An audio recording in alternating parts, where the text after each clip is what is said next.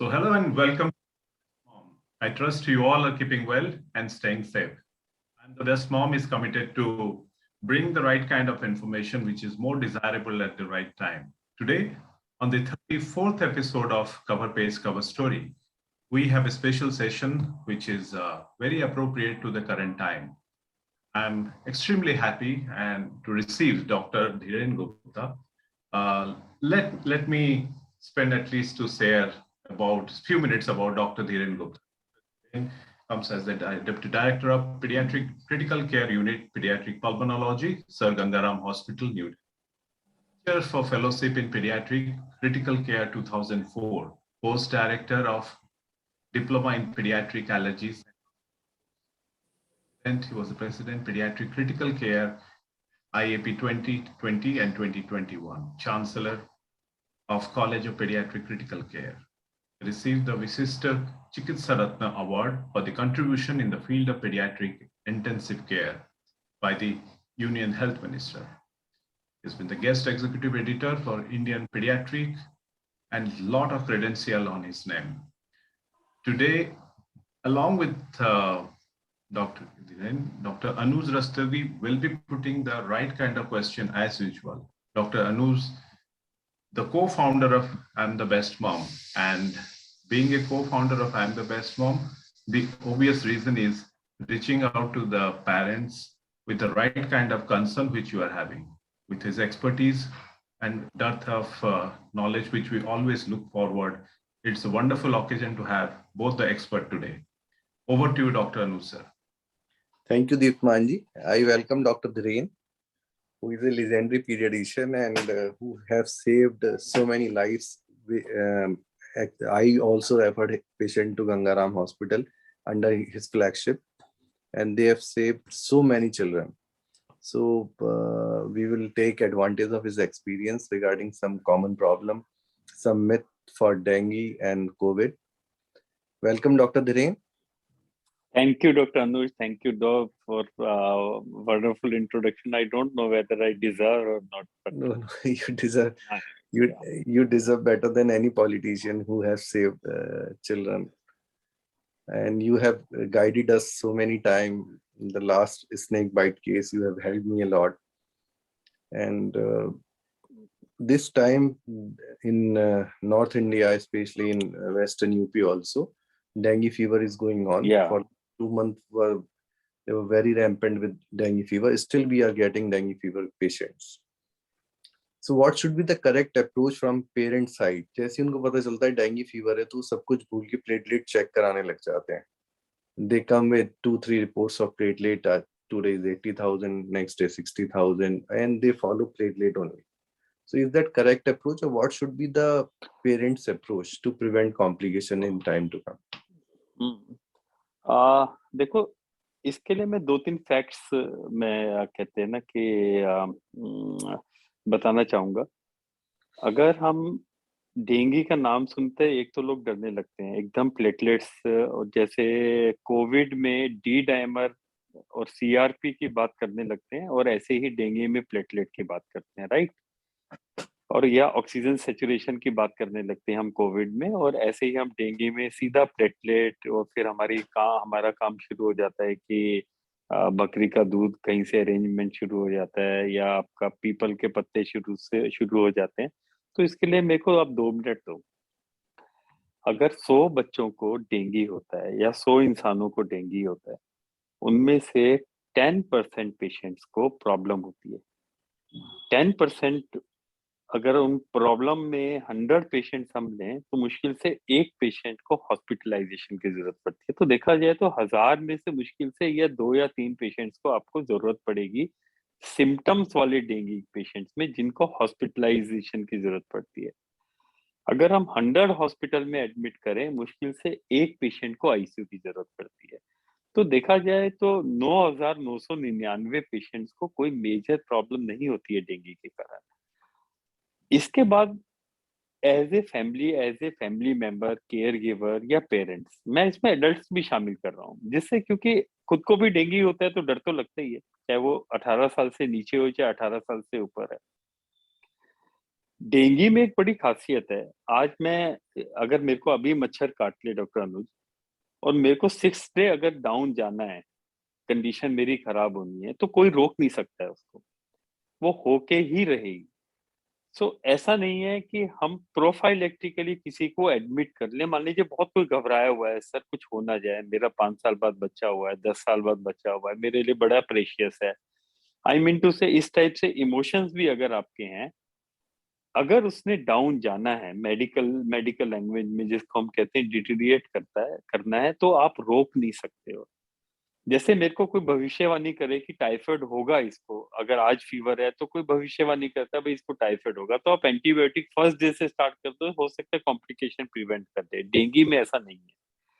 Dengue में जब complication या कॉम्प्लिकेटेड कोर्स लेता है तभी आप ट्रीटमेंट करते हो। उससे पहले अगर हमने कोशिश करी उसको अननेसेसरी ड्रिप देने की, तो आप ज्यादा कॉम्प्लिकेट कर दोगे। तो एक चीज बड़ी फैक्ट बड़ा क्लियर है, डेंगू में कॉम्प्लिकेशन रेट अभी भी बहुत कम है। सेकेंडली, फैमिली मेंबर या पेरेंट्स, हमें कैसे मालूम पड़ेगा मेरे बच्चे का कॉम्प्लिकेटेड डेंगू है या नॉन कॉम्प्लिकेटेड डेंगू है? कभी भी कॉम्प्लिकेशन प्लेटलेट से नहीं होती है, कभी भी पेशेंट की ब्लीडिंग प्लेटलेट से कोई लिंक नहीं है। अगर आपका प्लेटलेट 10,000 भी है तब भी आपको प्लेटलेट देने की जरूरत नहीं होती, और प्लेटलेट से ब्लीडिंग का कोई रिस्क लिंक नहीं है। ब्लीडिंग का रिस्क रहता है अगर कोई नेग्लेक्टेड डिजीज है, जिसका बीपी परसिस्टेंटली लो, जिसका लिवर फंक्शन खराब, उससे लिंक है।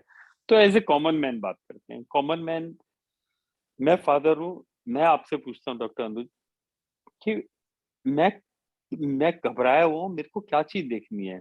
डॉक्टर साहब एडमिट ही कर लीजिए। इसका कोई आंसर नहीं है। एडमिट कर लें, डे 1 पे एडमिट कर लें, जरूरी नहीं है। जैसे मैंने आपको बताया 0.1% चांस से डाउन जाएगा।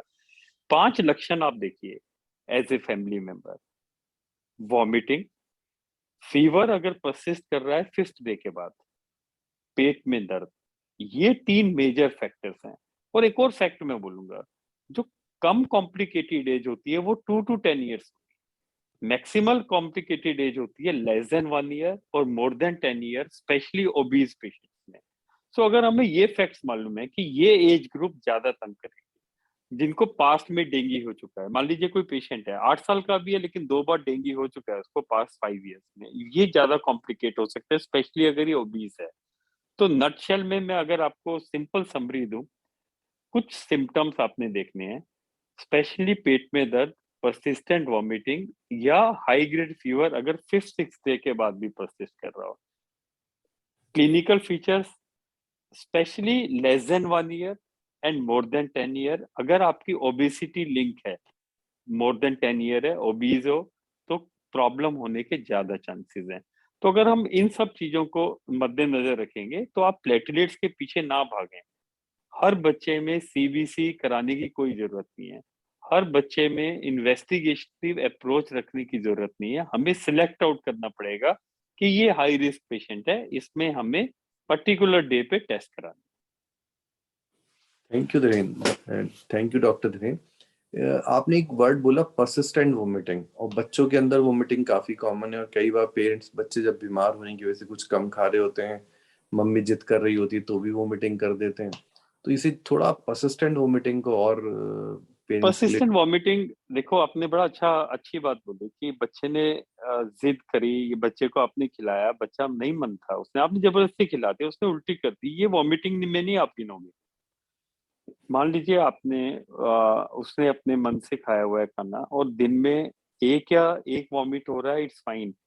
लेकिन आप देखते हो कि 3 मील्स ये तीनों बार मेजर वॉमिटिंग हो गई उसकी 1-2 घंटे बाद, तो आप कहोगे यस ये परसिस्टेंट वॉमिटिंग।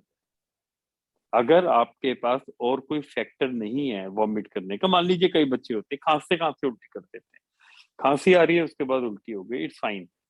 कई पेशेंट्स होते हैं जैसे आपने बताया कि आपने जबरदस्ती खिलाने की कोशिश करी या कोई और रीजन आपको लग रहा है जिसके कारण वो वॉमिट कर गया, तो यू कैन एक्सक्लूड। मतलब as a family, as a parents, we can use our common sense.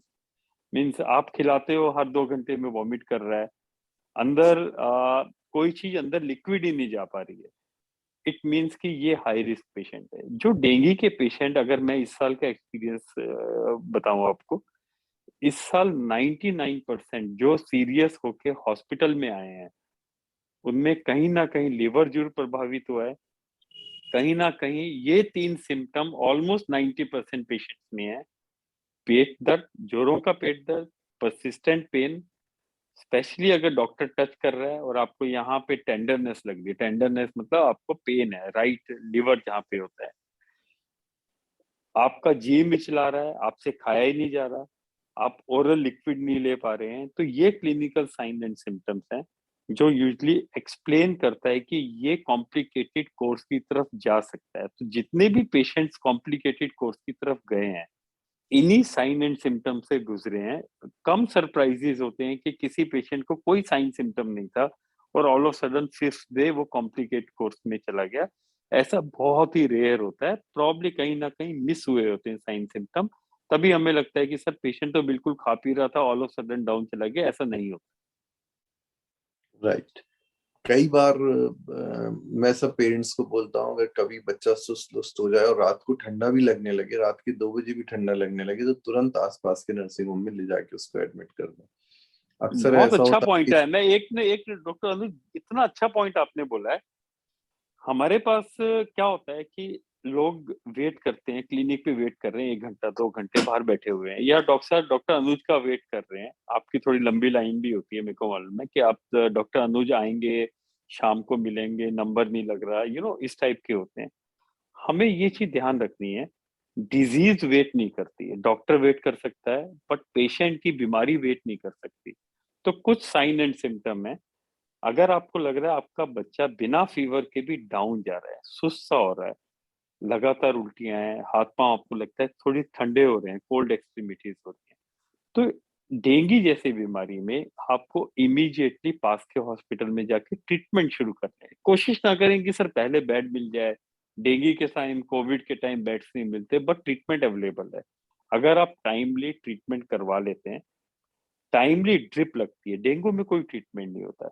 Haemoglobin concentrate हो जाता है ब्लड वेसल्स में, पानी बाहर बह जाता है, तो बच्चा लाल सा हो जाता है, बीपी कम होने लगता है। तो उसमें आप क्या करते हो, सिंपल ड्रिप लगाते हो, उतना प्लाज्मा रिप्लेस कर देते हो नॉर्मल सलाइन से, तो पेशेंट की जो कॉम्प्लिकेशंस होती हैं, जो बाद में डेवलप होती हैं, वो बच जाती हैं। यही हमारा मकसद है। So treatment should be the aim, not meeting a particular doctor in his clinic should be the target. So हमारा टारगेट डिजीज है, ना कि डॉक्टर। राइट। तो पेरेंट्स, डॉक्टर धीरेन ने क्लियर कट मैसेज दिया है, प्लेटलेट को फॉलो ना करें, और जो मोस्ट इम्पॉर्टेंट टेस्ट है वो हीमोग्लोबिन है, जिसको हम टारगेट करते हैं और जिसका जिसका ही हम इलाज करते हैं। अगर हमारे पास एक बच्चा आ रहा है जिसका फर्स्ट डे ब्लड टेस्ट होने पे 11 हीमोग्लोबिन था और थर्ड डे उसका 15 हो गया, तो it is a dangerous situation that needs hospitalization और इमीडिएट करेक्शन। तो आप प्लेटलेट को टेस्टों पे एक हाँ सॉरी, टेस्टों पे बस एक चीज बोलूंगा, टेस्ट की मैंने बात ही नहीं की थी अभी, मैंने केवल सिम्टम्स की बात की थी। सबसे पहले तो फर्स्ट डे, अगर आप डायग्नोस्टिक क्वेरी है आपकी, आपको लग रहा है कि शायद और कोई डायग्नोसिस है, ना भी कराओ टेस्ट फर्स्ट डे, ठीक है। अगर आप थर्ड डे कराते हैं या फोर्थ डे कराते हैं, तो उसके साथ एक लिवर फंक्शन जरूर कराएं। तो जो स्टडीज में देखा गया है और जो मैंने प्रैक्टिकली भी देखा है, अगर हिम किसी का एक्सपेक्टेड हीमोग्लोबिन सपोज 11 है, लेकिन अगर 11 की जगह 14 हो रहा है, वो नॉर्मली फोर्थ फिफ्थ डे होता है जो पेशेंट डाउन जाता है। तो 90% पेशेंट फर्स्ट 4 डेज में रिकवर कर जाते हैं। फिफ्थ और सिक्स डे जब फीवर डाउन जाता है, तब कॉम्प्लिकेटेड वर्जन शुरू होता है। उस समय हीमोग्लोबिन कॉन्सेंट्रेट होना शुरू होता है। तो थर्ड फोर्थ डे ऐसा टाइम है जिसमें आपको पेशेंट कॉम्प्लिकेटेड नहीं होगा, लेकिन अगर आप टेस्ट करवाएंगे तो आपको अंदेशा लग जाएगा दो चीजों का। हीमोग्लोबिन, जो एक्सपेक्टेड हीमोग्लोबिन है वो ज्यादा हो रहा है इसके अंदर, मींस कॉन्सेंट्रेट हो रहा है। साथ ही जो मैंने एक और चीज बोली, एसजीपीटी करा लें इस समय। अगर एसजीपीटी थर्ड और फोर्थ डे नॉर्मल है, चांसेस कम है कि ये कॉम्प्लिकेशन में जाएगा। So haemoglobin and SGPT, platelet last चीज है जो लास्ट में ड्रॉप करती है। ड्रॉप इन द प्लेटलेट, बहुत सिग्निफिकेंट ड्रॉप है, बात अलग है, अदरवाइज प्लेटलेट बेस्ड मैनेजमेंट बिल्कुल भी फॉलो ना करें और बिल्कुल भी फोकस ना करें। करेक्ट। तो ये आपने बहुत अच्छी बात बताई डॉक्टर धीरेन। और इसमें क्या पैरासीटामोल, जब डेंगू सीजन चल रहा हो बुखार उतरता नहीं है तो पेरेंट्स बहुत परेशान हो जाते हैं और बहुत दवाई देने की कोशिश करते हैं। तो क्या करेक्ट अप्रोच होनी चाहिए पेरेंट्स की? पैरासीटामोल ही देना चाहिए? अब जैसा कि आपने बताया लीवर पे भी इफेक्ट हो जाता है, तो पैरासीटामोल की भी एक लिमिटेड डोज ही देना उचित होगा, और ज्यादा दवाई देने से लीवर को ज्यादा नुकसान पहुंचेगा और कॉम्प्लिकेशन के चांस ज्यादा बढ़ जाएंगे। तो डॉक्टर धीरेन का एक साफ साफ मैसेज ये है, अगर फीवर नहीं उतर रहा है तो आप उसे, आजकल हम लोग एनर्जी ड्रिंक्स या ओरल ड्रिंक्स, जैसे मैं जनरली समझाता हूँ, अगर आपका बच्चा 10 किलो का है तो उसे 30 ml 40 ml हर घंटे में दें शुरू में, और जैसे ही उसको थोड़ा रिलीफ मिल जाए तो आप उसको बस ज्यादा पानी भी ना दें, फिर दुगना कर दें, 20 ml पर आवर दे दें, तो उसका मेंटेनेंस रहेगी। और इस दौरान बच्चा जब थोड़ा पानी जाता रहेगा तो उसकी एपेटाइट भी अच्छी रहेगी। शुरू में नहलाएं जरूर, क्योंकि आप बच्चे को और ढक देते हैं और उसको और ज्यादा प्रोटेक्ट करते हैं तो वो और ज्यादा लेजी हो जाता है और फिर कुछ खाना भी नहीं चाहता। तो डॉक्टर धीरेन, अगर किसी को एक बार डेंगू हो गया तो उसे लाइफ में दोबारा डेंगू होने का क्या रिस्क है? देखो, डेंगू के साथ प्रॉब्लम ये है कि एंटीबॉडीज इम्यूनिटी नहीं देती हैं उसको, एंटीबॉडीज और हार्म करती हैं। अगले डेंगू में वो एंटीबॉडीज होने के कारण हाई रिस्क रहता है कि वो डेंगू का सीरियस फॉर्म एक्वायर करे। तो जितनी बार भी आपके बच्चे को डेंगू होगा, हर बार बहुत हाई चांसेस हैं अगली जो एपिसोड डेंगू की है, मान लीजिए किसी बच्चे को 2 बार हुआ है, 3 बार हुआ है, 4 बार हुआ है, उसका जो नेक्स्ट डेंगू होगा वो ज्यादा सीरियस होगा। ऐसा 100% नहीं है, बट पॉसिबिलिटी हाई रहती है, स्पेशली जो मैंने आपको बोला ओबेसिटी के साथ अगर लिंक है उसका, तो आपकी हाई प्रोबेबिलिटी रहती है आपके बच्चे को सीरियस डेंगू होगा। तो ये हाई रिस्क केसेस में हम लोग गिनते हैं, और एक्स्ट्रा प्रिकॉशन रखनी है आपने। एक तो डेंगू होना हो जाए तो बी लिटिल बिट केयरफुल, और दूसरा जो आपने फीवर की बात बोली, कई बार हम वो सुनते हैं ना, सर्फ एक्सेल, सर्फ में दाग अच्छे हैं। कभी भी भगवान, गॉड या नेचर जो होता है, कोई भी चीज फ्री में नहीं देता। अगर आपके बच्चे को कोई फीवर आ रहा है, ये लक्षण है। फीवर नेचर क्यों देता है? फीवर के कारण जो वायरल प्रोपोगेशन है वो कम होती है। अगर आप कोशिश करें हर फीवर को दबाएं, फीवर डिजीज नहीं है, फीवर तो सिम्टम है, डिजीज तो डेंगू है, डेंगू ने अपना कोर्स लेना है। तो हर फीवर को सप्रेस करने की जरूरत नहीं है, उस पर पैरानॉइड होने की जरूरत नहीं है, अनलेस किसी को बुखार के कारण दौराना पड़ता हो। Otherwise fever is a welcome sign by given by the god, जो भगवान ने दिया है। जब भी तेज बुखार होगा वो वायरस को सप्रेस करेगा, वायरस के प्रोलिफरेशन को सप्रेस करेगा। ऑफ कोर्स अगर आप फीवर को नहीं ठीक करें तो बहुत सिम्टोमेटिकली बहुत खराब लगता है, बट पैरानॉइड ना हो। और अनफॉर्चुनेटली इसमें आइबुजेसिक प्लस या आइबुजेसिक जैसी मेडिकेशन, आइबुप्रोफेन जिसको हम कहते हैं, या मेफेनेमिक एसिड अवॉइड करना चाहिए, वो प्लेटलेट्स के फंक्शंस को हार्म करता है। कोशिश करें पैरास्टोमोल ही हर 4 से 6 घंटे में दें। देखिए, डॉक्टर धीरेन ने बहुत अच्छी बात बताई। उन्होंने बताया पैरासीटामोल भी एक लिमिटेड डोज में दें, 10 mg पर केजी बॉडी वेट से दें, और ब्रू आइबुजैसिक, ये ब्रूफेन सॉल्ट जो है, और मेफनेमिक एसिड मैफ्टाल जो है, ये बच्चों को बुखार में ना दें। गुनगुने पानी से पट्टी रख के आप बुखार उतार सकते हैं, और थोड़ा थोड़ा लिक्विड देते रहेंगे स्लो स्लो, तो बुखार ज्यादा नहीं बढ़ेगा। अगर किसी बच्चे को मान लो 100 बुखार है या 101 बुखार है, तो वो कुछ पानी ना लेने की वजह से और 102 में कन्वर्ट हो जाता है। तो it is better to hydrate them. Hydration आप प्रॉपर रखें बच्चे का, तो बच्चा कंफर्टेबल रहेगा और आप भी कंफर्टेबल रहेंगे। और दूसरी बात डॉक्टर साहब ने बताई, ये इन्वेस्टिगेशन मोमेंटम के चक्कर में ना पड़े कि रोज प्लेटलेट कराई और उसके बाद अब ये आ गई, अब ये आ गई, इस चक्कर में। और जैसे कुछ टेस्ट हम अननेसेसरी भी करा लेते हैं, जैसे ट्रेंड शुरू हुआ था डी डाइमर का। अब आप अपने आप ही जाके अब कुछ लैब पैनल कर रही हैं, खूब धुंध टेस्ट करा लाते हैं, तो उससे मिसलीडिंग ही होगी। तो जो डॉक्टर आपको टेस्ट बताएं वो कराएं। अब फीवर प्रोफाइल, अब जैसे यहाँ पे मेरठ के आसपास के सब वर्ग हैं, वो सारे टेस्ट करा लाते हैं, टाइफिडॉट, विडाल, जो नॉन स्पेसिफिक टेस्ट हैं सब करा के लाएंगे, और सब पॉजिटिव होते हैं उनके। तो it is very difficult situation. On day 1 day 2 आप सारे टेस्ट अपने आप करा रहे हैं, आप अपने डॉक्टर से पूछ के कराएं। डॉक्टर अगर एडवाइस करे टेस्ट तो टेस्ट कराना उचित है, अदरवाइज आप टेस्ट ना कराएं। और बच्चों में बुखार एक बहुत कॉमन फिनोमेना है, क्योंकि उनकी एक जनरल इम्यूनिटी 4 साल के बाद ही डेवलप होती है। उससे पहले 40 से 50 बार उनका बीमार होना बड़ा स्वाभाविक है। तो बार बार टेस्ट कराने से कोई फायदा नहीं है। और डॉक्टर धीरेन ने बताया डेंगू 4 किस्म का डेंगू है, डैन 1, डैन 2, डैन 3, डैन 4, और एक डैन जो है दूसरे डैन से नहीं बचाता है। और यही कारण था जो सबसे पहले डेंगू के अगेंस्ट वैक्सीन रिलीज हुई थी, फिलीपींस में लगाई गई थी, तो उसमें देखा गया जिन बच्चों को डेंगू पहले हो गया था उनके अंदर ज्यादा कॉम्प्लिकेटेड डेंगू हुआ। अब नियर परफेक्शन वैक्सीन संभवतः अवेलेबल हो जाएगी नेक्स्ट ईयर तक, तो शायद वो हमारे बच्चों को और हम लोगों को डेंगू से बचाने में सक्षम होगी। फिलहाल तो डेंगू से बचना, मच्छरों को, ब्रीडिंग स्पेस को कंट्रोल रखना, ये मेन ट्रीटमेंट है। तो I think doctor, Dr. Anush, somebody has requested for the English, so I'll just translate it that the dengue doesn't have its own immunity, a protective immunity. Whenever you get dengue, another means coming episode, say next episode can be severe, because even if you have suffered from DEN 1, it is not going to prevent infection by the DEN 2, but it can definitely enhance the infection by DEN 2, DEN 3. So that is the problem, and that's why vaccination is not successful. And regarding fever, fever is going to be there. Try to avoid ibuprofen, try to avoid mefenamic acid to be used in specifically in dengue patient. And normally dengue patient up to 4 or 5 days nothing happens, and normally it start deteriorating on the 5th day when fever settles. But 90% are going to settle without any complication. So get investigated only when clinically indicated. Don't try to get fever panels and all sort. What happens in medical science, more you test, you get unnecessary tests, you start chasing the test and you forget the patient, and that happens, you get into the trap.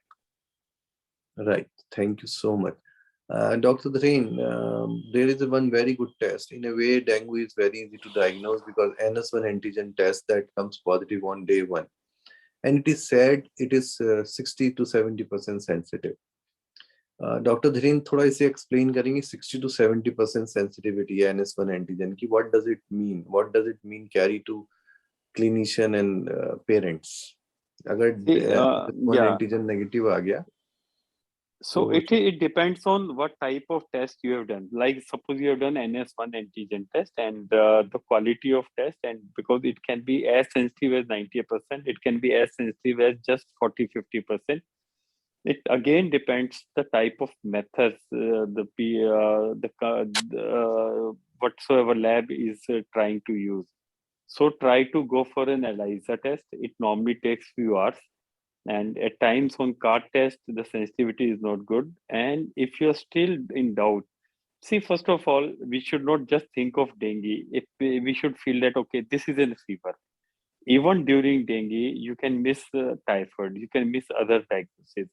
So whatsoever your doctor is telling you, go for those tests. Doctor doesn't think that it is only going to be dengue. Even during dengue season, there can be ample n number of ailments which can be missed when we are thinking of just one disease. So follow your doctor advice. Don't try to become a doctor. Don't try to order test unnecessarily. One. Secondly, regarding NS1 antigen.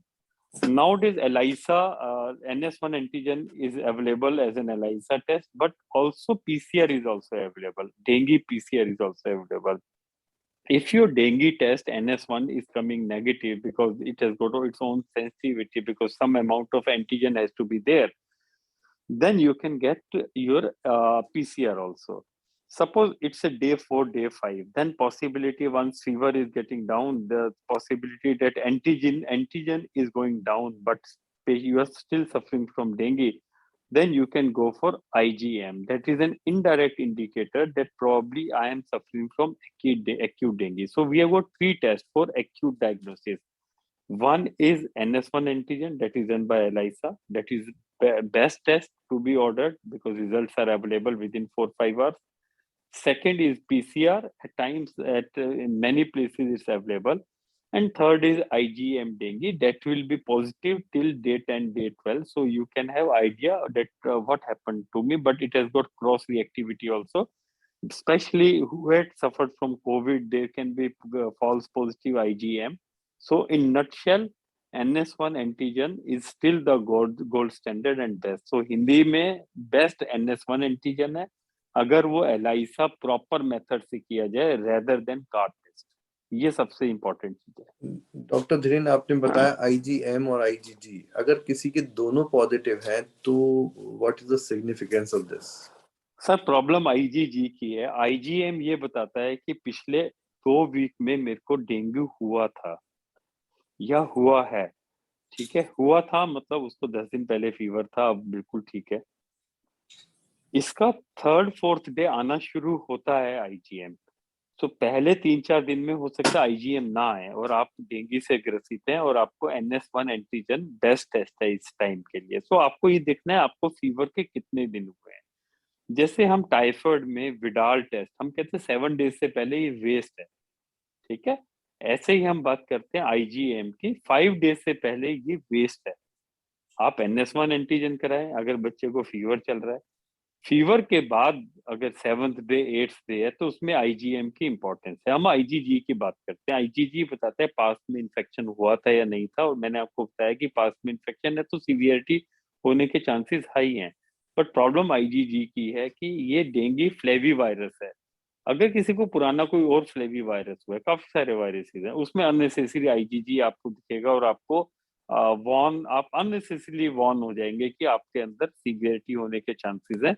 तो IgG ना कराएं, IgM ही कराएं, diagnosis बनाएं और clinically patients को watch करें rather than बार बार platelet या haemoglobin या SGPT बार बार ना करें। राइट, अभी आपने ये बताया था कोविड के दौरान, बिकॉज हम लोग कोविड भी बहुत अच्छे से जान गए, IgM फॉल्स पॉजिटिव आ जाता है डेंगू का, थोड़ा इस बारे में प्रकाश डालिए डॉक्टर। हाँ, कोविड के कारण क्या हुआ है कि काफी सारी चीजें फॉल्स पॉजिटिव आने लगी हैं। जो immunoglobin based, those are immunoglobin या IgG is an immunoglobulin, right? It is produced by bacteria or virus in the body. It has got cross reactivity. Suppose if your IgM is positive for dengue, but similar looking like IgM can be positive because of other viruses also. So those patients who had COVID in the past, later on once because of any fever, किसी भी बुखार के कारण, their non-specific antibodies which simulate either dengue or scrub typhus or any other viruses or any other bacteria, it can give you false positivity, means वो हैं blood में आ गए, आपको लैब बता रही है आपको आ गए पॉजिटिव, बट एक्चुअल में वो डिजीज नहीं है। इसको हम कहते हैं फॉल्स पॉजिटिव। ये क्यों है? किसी पेशेंट को जिसको कोविड हुआ था उसके कारण काफी सारी एंटीबॉडीज बनी हुई हैं जो नॉन स्पेसिफिकली उस टेस्ट को पॉजिटिव देती हैं, जो डिजीज ना होने के बाद भी आपको रिपोर्ट में दिखा रहा है। सो एक डॉक्टर को ध्यान देना पड़ेगा, डिफ्रेंशिएट करेगा कि भाई ये IgM पॉजिटिव आ रहा है लेकिन ये लक्षण डेंगू के नहीं है, ये तो टाइफाइड के हैं, ये तो स्क्रब टाइफस के हैं, या बहुत सारी ऐसी बीमारियां हैं। तो इसलिए डॉक्टर की इंपॉर्टेंस बहुत ज्यादा है इसमें इंटरप्रिटेशन के लिए, रेदर देन लैब और या इंटरनेट।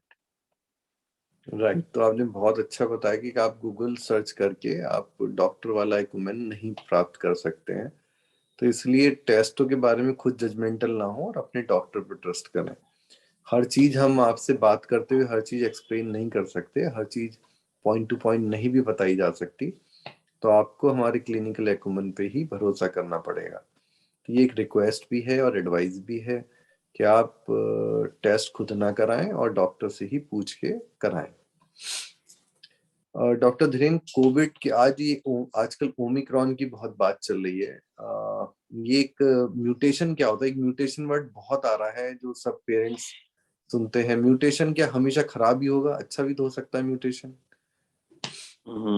देखो, ओमिक्रॉन की बात करते हैं। सबसे पहले म्यूटेशन के क्या होता है, जैसे कोविड का जो आपका स्पाइक है वो अराउंड 1230 अमाइनो एसिड सा बना होता है। ठीक है, एक लंबी सी पूंछ है।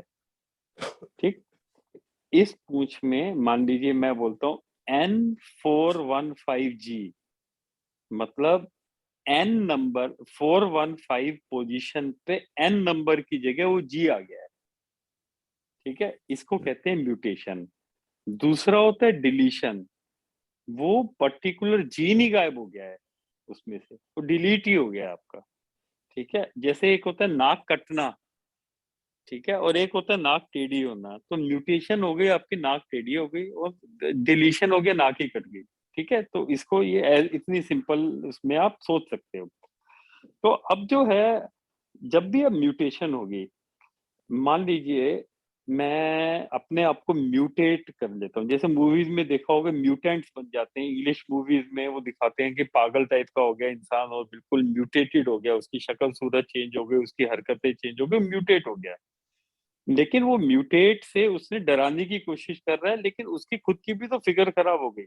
तो अगर हम वायरस की बात करें, जो म्यूटेट होता जा रहा है वो खुद को भी तो हार्म कर रहा है। उसका क्या काम है वायरस का? उसका वायरस का काम है अंदर, आपके अंदर आए, सेल के अंदर पेनिट्रेट करे, सेल के अंदर अपने प्रोजीनी बनाए, मतलब अपने बच्चों को पैदा करे वो, और आगे पूरी बॉडी को इन्फेक्ट करे, उस बॉडी को खत्म कर दे। अगर वो बॉडी को बहुत जल्दी खत्म कर देता है तो ये फैलेगा नहीं इन्फेक्शन, क्योंकि बॉडी बहुत जल्दी खत्म होगी, बहुत जल्दी सिम्टम आ गए, और वो क्या करता है, अगर धीरे धीरे धीरे खत्म करता है तो ये पूरे आसपास एरिया में फैलेगा, लोगों को भी जाके फैलेगा। किसी पेशेंट के अंदर वायरस गया और उसने सिम्टम नहीं प्रोड्यूस करे बट फैलना शुरू कर दिया, 2 दिन बाद सिम्टम प्रोड्यूस हुए, जो ये कोविड करता है, तो 2 दिन तक वो ऐसे ही फैलता रहा। वायरस, बॉडी को खुद ही नहीं मालूम वायरस अंदर है। तो इसमें अगर बहुत ज्यादा कोई म्यूटेट करता है तो कई बार वायरस की कैपेबिलिटी ही खत्म हो जाती है सिम्टम प्रोड्यूस करने के लिए, और वो खत्म हो जाता है हमेशा के लिए। तो म्यूटेशन हर बार अच्छे नहीं होते, दाग हमेशा अच्छे नहीं होते, दाग कई बार खराब भी होते हैं। तो सबसे पहले तो अफवाहों पे ना ध्यान दें, पहली बात ये।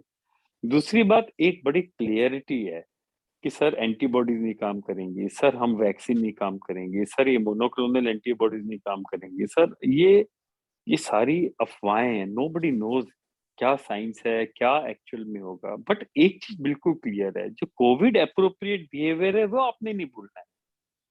चाहे वो कोविड ओमिक्रॉन हो, चाहे डेल्टा हो, चाहे कोई भी वेव है, अल्टीमेटली घुसती नाक से है। अगर आप प्रॉपर मास्क लगाएंगे और प्रॉपर वेंटिलेशन रखेंगे और सोशल डिस्टेंसिंग करेंगे तो आपका काम खत्म। नॉर्मली मैंने क्या देखा है, लोग जाके सब्जी खरीदते हैं, डॉक्टर अनुज आप मानोगे नहीं, सब्जी खरीदने के बाद उस सब्जी को इतने बड़े एक्सपेंसिव चैम्बर्स में डीसैनिटाइज करके फिर उसको धोते हैं, फिर उसके बाद दुनिया भर का उसमें केमिकल लगा के, और जब सब्जी खरीद रहे होते हैं मास्क हटा के। ये वायरस आपका नोज और रेस्पिरेटरी ट्रैक्ट से ही घुसता है और कोई तरीका नहीं है। सेकेंडली, सैनिटाइजेशन की आजकल वैल्यू ऑलमोस्ट खत्म हो गई है। आप केवल हाथ धोएं, आपको ऑब्जेक्ट्स, अपने आसपास की चीजों को सैनिटाइज होने के लिए पैरानॉइड होने की जरूरत नहीं है।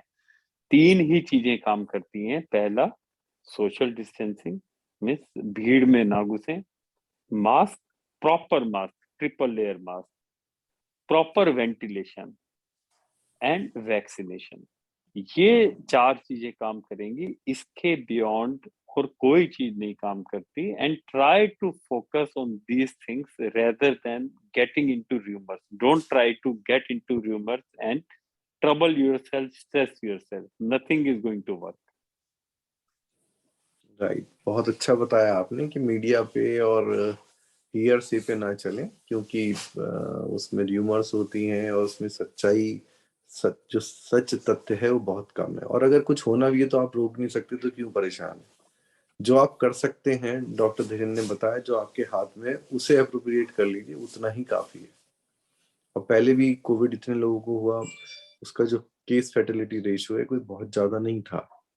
बहुत लोग अब जैसे जो वैक्सीन कोविड की अवेलेबल है वो भी नहीं लगवा रहे हैं, और उसके अलावा जो काफी सारी वैक्सीन हैं, जो फ्लू वैक्सीन यूएसए के अंदर ग्रोसरी स्टोर पे मिलती है, लोग जाके खुद लगवा लेते हैं। फ्लू वैक्सीन इतनी इंपॉर्टेंट वैक्सीन है, वो भी हमारे यहाँ आम जन को नहीं लगी हुई होगी। अब वो टेट्रावेलेंट आने लगी है, वही लगाने से आपकी जो कोमॉर्बिडिटीज है वो काफी कम हो जाती है। वैक्सीन बच्चों में तो कुछ हद तक लगती है, बड़े लोग अभी हमारे यहाँ ट्रेन नहीं है वैक्सीन लगवाने का। तो मेरी रिक्वेस्ट सबसे है कि आप अपने अपने डॉक्टर से जो कोविड के अलावा वैक्सीन अवेलेबल हैं जो एडल्ट्स के लिए अप्रोप्रिएट है वो लगवानी चाहिए। डॉक्टर धीरेन, और कोई एडवाइस आप हमारे पेरेंट्स को देना चाहेंगे? देखो, एक सबसे इम्पोर्टेंट है, अगर किसी की फ्लू वैक्सीन ड्यू है तो गेट इट डन, ठीक है। और जो हाई रिस्क पेशेंट है एडल्ट में भी, उनको फ्लू वैक्सीन लगवा लेनी चाहिए। और आपने बिल्कुल अप्रोप्रिएट बात कही कि जो भी वैक्सीन ड्यू है। दूसरा, अगर कोविड वैक्सीन किसी ने नहीं लगाई तो ना केवल क्राइम अपने लिए आप कर रहे हो, आप पूरे समाज के लिए क्राइम कर रहे हो। मतलब अगर मेरा बस चले तो उसको सोशल बाइकआउट कर देना चाहिए, अगर किसी ने किसी अप्रोप्रिएट रीजन के कारण वैक्सीन नहीं लगवाई। मीन्स आपका रीजन इनअप्रोप्रिएट है ना लगवाने के लिए। सो कहने का मतलब है, अगर आपने कोविड वैक्सीन नहीं लगवाई है, so that is crime towards humanity. Right. And कोई और मैसेज देना चाहेंगे आप? एक ही चीज है, focus on mask mask mask. बहुत ज्यादा डाइल्यूट ना करें उन चीजों को, बहुत ज्यादा स्ट्रिक्ट रूल्स ना लगाएं अपने लिए। लाइफ को थोड़ा सा मतलब थोड़ा सा बैलेंस सा रखें। थोड़ा बहुत स्ट्रेस होने की जरूरत नहीं है। न्यूज़पेपर पढ़ के कई बार मैं भी स्ट्रेस हो जाता हूँ।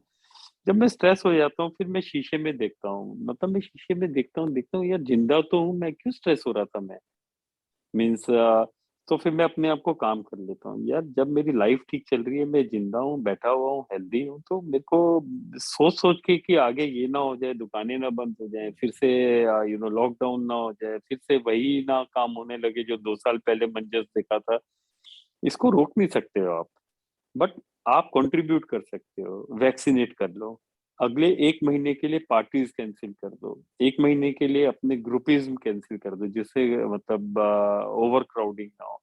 कोशिश करें अपनी तरफ से तो कंट्रीब्यूट कर दो। लोग टेंशन करते हैं और रात को शादी के लिए निकल जाते हैं, बिग फैट वेडिंग निकल जाएंगे, फिर आके फिर टेंशन करेंगे। आई मीन टू से, आप एक तरह से कुछ भी नहीं कर रहे ना प्रैक्टिकली, ना कोई कंट्रीब्यूट कर रहे हो। टेंशन करके कंट्रीब्यूशन तो ठीक बात नहीं है। सो दूसरा सबसे बड़ी बात है, हर डिजीज, चाहे हम कोविड ले लें, चाहे हम डेंगू ले लें, ओबेसिटी के साथ लिंक है इसके कॉम्प्लिकेटेड रेट्स। अगर हम ओबेसिटी अपनी कम कर लेते हैं तो बहुत हेल्प होगा। आपकी डायबिटीज बेटर हो जाएगी, आपको कोविड कम होगा, कोविड होगा भी तो कॉम्प्लिकेशन नहीं होंगे। और टेक माय वर्ड, जिन्होंने भी वैक्सीनेट करवाया अपने आप को, मैं तो अब देखता हूँ हॉस्पिटल्स में कोविड पिछले 1 साल से होता रहता है वो लोगों को, लेकिन किसी को कोई साइड इफेक्ट कोविड के, आई मीन टू से डिजीज के नहीं होते। तो ये क्या होगा, धीरे धीरे ये कोविड हमारा लाइफस्टाइल बन जाएगा। आएगा जैसे इन्फ्लुएंजा आता है, इन्फ्लुएंजा आता है चला जाता है। आपका ये घर में बैठे बैठे खांसी जुकाम होता रहता है, क्या फर्क पड़ता है। अनलेस कोई कॉम्प्लिकेशन ना हो तब तक हम कहाँ जाते हैं इन्फ्लुएंजा के लिए और सेल्टामेविर खरीदने, या हॉस्पिटल में भी नहीं जाते, डॉक्टर पे भी नहीं जाते। ऐसे ही कोविड होने जा रहा है। आपके घर में कोविड हो गया, खांसी जुकाम चल रहा है, एक नॉर्मल वैक्सीनेटेड बंदा है, उसको कुछ नहीं होगा, वो ठीक हो जाएगा। सो हमें इसके साथ रहना सीखना पड़ेगा, बट विद प्रिकॉशन। क्या प्रिकॉशन? कोमोबिलिटीज को कंट्रोल करिए, ओबेसिटी को कंट्रोल करिए, अपने आप को वैक्सीनेट लगाएं, और एटलीस्ट ले लेके ना आए। मीन जब आपको लग रहा है ये एपिडेमिक सीजन आने वाला है, मास्क लगाएं, अपनी पार्टीज कैंसिल कर दें, भीड़ में ना घुसे अननेसेसरी। और घुसना भी अगर पड़े तो appropriate triple layer mask, rather than कि केवल फैशन वाले मास्क के जो प्रोटेक्शन नहीं देते, उनको छोड़ के आप ट्रिपल लेयर मास्क पहने, वो बेहतर रहेगा। सो मैं लास्ट में यही बोलूंगा कि एंग्जाइटी का कोई जगह नहीं होनी चाहिए, कोई रीजन नहीं होनी चाहिए। स्टेबल माइंड आपका स्टेबिलिटी देता है बॉडी को। कैटिकोलामीन, एंडोर्फिन कम रिलीज होते हैं, स्ट्रेस कम होता है, तो आपको जो आपकी कोमोबिलिटीज हैं वो कंट्रोल रहती आपने बहुत अच्छा बताया कि अगर और मगर के चक्कर में ना पड़े, जो आज है उसी को देखें और जो कोविड एप्रोप्रिएट बिहेवियर है वो करें। अननेसेसरी भीड़ में ना जाएं, और अननेसेसरी, अब जैसे हमारे क्लिनिक्स में ही अब एक बच्चे के साथ 5 लोग आते हैं, कोई, इट है। Does not make any sense. फिर वो अननेसेसरी वहाँ एक क्राउड क्रिएट हो जाती है। तो that is request to all of you, and thank you very much, Dr. Dhiren, for giving us so much insight about COVID and dengue. Deepmanji, you have some question to be asked from Dr. Dhiren? Yeah, thank you so much, Dr. Dhiren. I believe you have covered each and everything, which are the basic question which may come from the parents. Still, we have few questions. Now, the first question is how to differentiate between allergy fever, dengue, and COVID. या First of all, dengue has classical, abrupt onset of fever. Means on day one itself, it will be very high grade. We used to call it, bone fever or bone break fever, something like कमर तोड़ देता है. आपको यहाँ पे retro orbital आंखों के आसपास दर्द बहुत होना, कमर में दर्द होना, मीन्स जिसको डेंगू हुआ है उसको मालूम है, बिल्कुल तोड़ के रख देता है. Covid it start slowly. First 2-3 days, halka sa body ache, slight body ache, then slight cold cough, and it develops gradually over 5 to 7 days. Influenza can be just like cold cough, simple nasal discharge, or influenza can have nasal discharge with abrupt fever, but in dengue, your nasal discharge, we call it coryza या जुकाम हिंदी में बोलते हैं, वो कभी नहीं होता dengue में, अनलेस कोई 5-6 महीने का बच्चा, उसकी थोड़ी अलग डिजीज, अलग मैनिफेस्टेशन है. For an adolescent, adult and paediatric age group, abrupt onset of fever without cold usually indicates in dengue season dengue जैसा, with cold usually indicates कि ये इन्फ्लुएंजा जैसा होगा. With milder cold and starting with low grade fever, then increasing with coryza, cold, cough, usually COVID जैसा. Without cold, cough और fever धीरे धीरे बढ़ता जा रहा है पहले 5-7-8 दिन में, तो वो टाइफाइड जैसा. ये 4 फीवर हैं जिनको थोड़ा बेसिकली आप डिफरेंशिएट कर सकते हो, बट अगेन डॉक्टर्स बने इसलिए हैं. एटलीस्ट जब आपका पहले 2 दिन चीजें नहीं सेटल हो रही हैं, 3rd डे बेस्ट टाइम है डॉक्टर के पास जाने के लिए. बच्चों में थ्रोट में there is very high possibility of follicular tonsillitis. उसमें डे 1 में 104-105 फीवर जा सकता है. सो कहने का मतलब है इट्स वेरी डिफिकल्ट. मैं मेडिकल साइंस जो मेरे को 30 साल 32वां साल है, वो मैं सारी चीजें बताऊं छोटे से इंटरव्यू में, बट इन जनरल एक मैं टिप देता हूँ, मैक्सिमम डिजीज 3 दिन तक सेटल हो जाती है. अगर 3 दिन के बाद भी सिम्टम परसिस्ट कर रहे हैं तो that is the best time जब आपको डॉक्टर के पास जाना चाहिए, अनलेस डे 1 पे 104+ फीवर जा रहा. 104+ फीवर आपको डे 1 पे ही कॉन्टेक्ट करना चाहिए. अगर किसी पेशेंट को कोई और बीमारी भी है, कोमोबिलिटी जिसको कहते हैं, डायबिटीज थी या कोई हाइपरटेंशन था या कोई यूटीआई रहता था, तो बात अलग है. एक हेल्दी बच्चे में day 3, day 4 is the best time to contact to the doctor. कुछ एक्सेप्शंस हैं, जैसे 6 महीने से छोटा बच्चा, उसमें अलग रूल्स हैं. क्या किसी को कोमोबिलिटीज है, किसी को इम्यूनोडेफिशिएंसी है, किसी को कैंसर है, किसी को कोई और बीमारी है, उसके अलग रूल है. मैं जो बात कर रहा हूँ in general, which is applicable to absolutely healthy population. Right. Thank you, Dr. Dhiran. There's a question from Aisa Arshad. She's asking, feeding mothers can take COVID vaccine? If Yeah. yes, then Yeah. after how much time of vaccination we can feed a child or infant? And Yeah, you can feed anytime. There is no contraindication for the feeding, and nothing, no one is going to stop you from feeding. And you can understand the same vaccine we are going to give to newborns also very soon, say in a month or 2 months time. So there is nothing, no contraindication for the breastfeeding, especially COVID vaccine. And thank you, sir. Harish Kumar is asking, oliguria is an important symptoms and sign for prediction of severity if fluid intake is good. Yeah. See, this is one of the sign and symptom. So if you call the sign and symptom, one is severe pain in abdomen, decreased oral intake, decreased urine output, persistent vomiting, yellowish looking sclera, or rise in hemoglobin by 20% or hematocrit by 20%, and rapid drop in the platelet by more than 50% within 24 hours. And your hepatomegaly, that is enlarged liver size by 2 centimeter, tender hepatomegaly. These are the clinical signs and symptoms which indicates that your dengue can worse. Dhiren, doctor Harish हमारे बहुत senior paediatrician है, मुजफ्फरनगर में practice करते हैं, and is very good.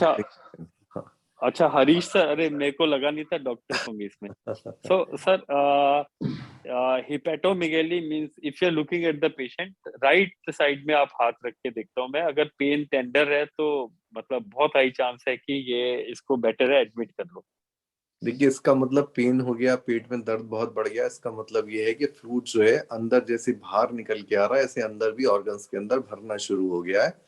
Fluid overload में patient जाने लगा, leak अंदर बहुत चल रहा है जिसकी वजह से उसको दर्द महसूस होने लगा. यस सर, लीकिंग हो रही है सर. उससे क्या होता है, लिवर में लीक होता है तो कैप्सूल स्ट्रेच स्ट्रेच होता हो है, जाता उससे है. दर्द होता है आपको. So this is a dragging pain, quite painful. या Thank you. अच्छा, एक एक क्वेश्चन मैं भी पूछ लूं डॉक्टर धीरेन से. डॉक्टर धीरेन, आपने सर, देखा पिछले 3 महीने में हमने पैनक्रियाटाइटिस के बहुत बच्चे देखे हैं. क्या ये पोस्ट कोविड कुछ नया कॉम्प्लिकेशन हाँ शुरू हुआ है? एज सच हम हाँ सर. पैनक्रियाटाइटिस इतना ज्यादा नहीं देखते थे बच्चों में.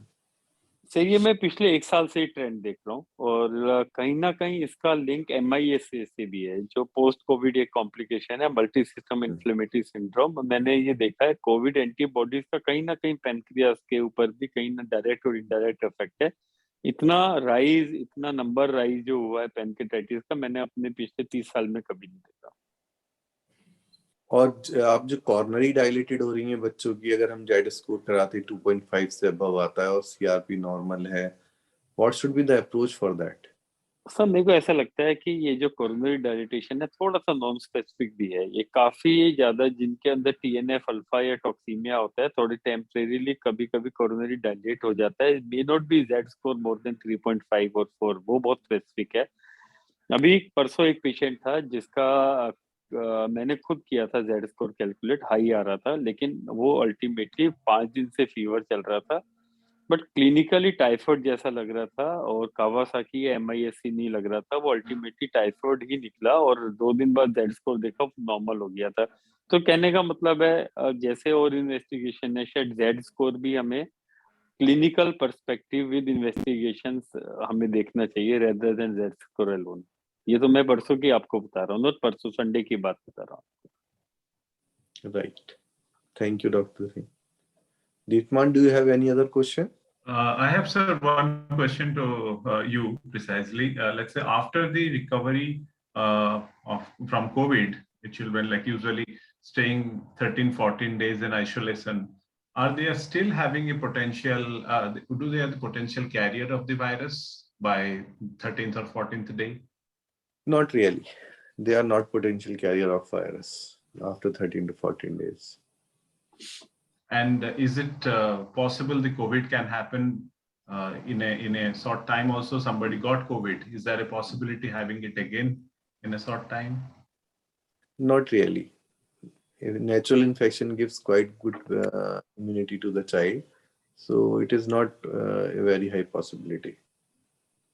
But Thank you. incubation, one should at least understand the next incubation. 9 month तक आपको प्रोटेक्शन मिलती है आपको. बट ये Right, जो sir. ओमिक्रॉन है, इसमें दे आर स्पेकुलेटिंग कि इसमें री इन्फेक्शन होने के बहुत हाई पॉसिबिलिटी है, जो ऑलरेडी वैक्सीनेटेड थे या जिनको वैक्सीन नहीं लगी थी, और जो जिनको नेचुरल इन्फेक्शन हुआ था. मैं कहा ये अगेन ये थोड़ी सी स्पेकुलेशन है. अगर आप WHO का मैनुअल देखें, वो यही कहता है कि अभी वेट एंड वॉच करो. I think another 2 weeks are going to be important, and next 2 weeks I think we should cancel all our commitments where crowding is going to happen. Thank you Right. so much, Dr. Dhiren and Dr. Anu sir, for your wonderful message to all of us.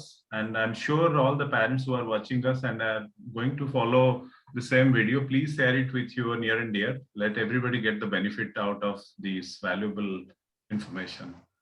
With this, we can conclude the session for the day. Thank you so much, Dr. Dhiren. Thank you so much, Dr. Anu sir.